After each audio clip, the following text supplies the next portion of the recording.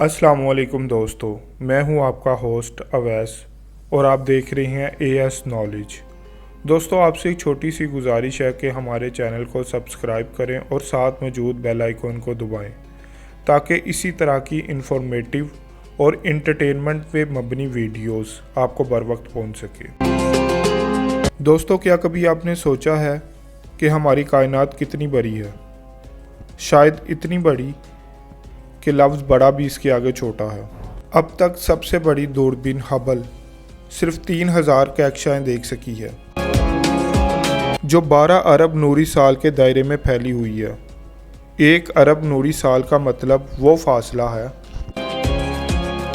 जो रोशनी 1,86,000 मील फी सेकंड की रफ्तार से 1 साल में तय करती है। यानी इस वक्त आसमान पर जो सितारा चमक रहा है, अगर वो ज़मीन से 1 नूरी साल के फासले पर है तो इस वक्त हमें जो उसकी चमक नज़र आ रही है वो तकरीबन 1 साल पुरानी है। हमें बचपन से पढ़ाया जा रहा है ज़मीन निज़ाम शमसी का तीसरा बड़ा सियारा है और ये निज़ाम शमसी अतार्त, ज़ोहरा, मरीख, ज़मीन, नेपच्यून, यूरेनियस, प्लूटो, ज़ोहर और मुश्तरी नाम के 9 सियारों पर मुश्तमिल है जो सूरज के गिर्द चक्कर लगा रहे हैं।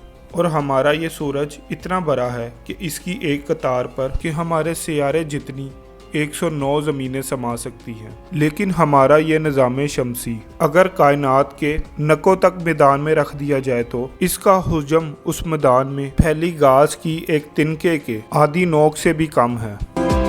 हमारा ये निज़ाम शमसी जिस कक्षा का हिस्सा है उसका नाम हमने मिल्की वे फर्ज कर लिया है। और ये कक्षा इतनी बड़ी है कि हमारा निज़ाम शमसी इसके एक सिरे पर एक इंतहाई से ज़्यादा बड़ा नहीं है जिसे खुली आंख से बामुश्किल देखा जा सकता। हमारा सूरज अपनी ही कक्षा के मरकजी हिस्से से 30,000 नूरी साल के फासले पर वाक़िया है। इसी तरह की कक्षाएं और कितनी है कोई नहीं जानता। हम अपनी आसानी के लिए फ़र्ज़ कर लेते हैं ये 1 अरब से ज़्यादा है। अपनी इस कक्षा के जिन चंद सितारों के बारे में हम दूर बैठे जान पाए हैं उनमें एक सितारा वाई कैनल मजोस है जो हमसे 3,900 नूरी साल की दूरी पर मौजूद है। इसके कुतर का अंदाज़ा अरब 98 करोड़ किलोमीटर लगाया गया है।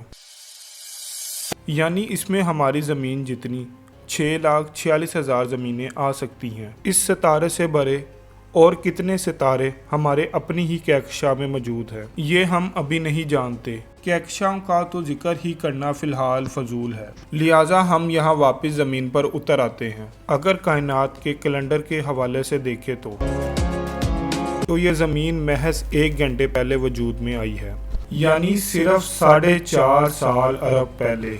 और इसमें ज़िंदगी के इब्तदाई साल सिर्फ 45 मिनट पहले ही पैदा हुए हैं, यानी 3.5 अरब साल पहले। और आप 15 से 20 मिनट पहले पैदा हुए हैं, यानी कोई 1.5 अरब साल पहले। अरस्तु और टोलमी जैसे उलमा के अलावा हम सबको अभी 600 बरस पहले तक ज़ोम था कि ये ज़मीन ही कायनात का मरकज़ है।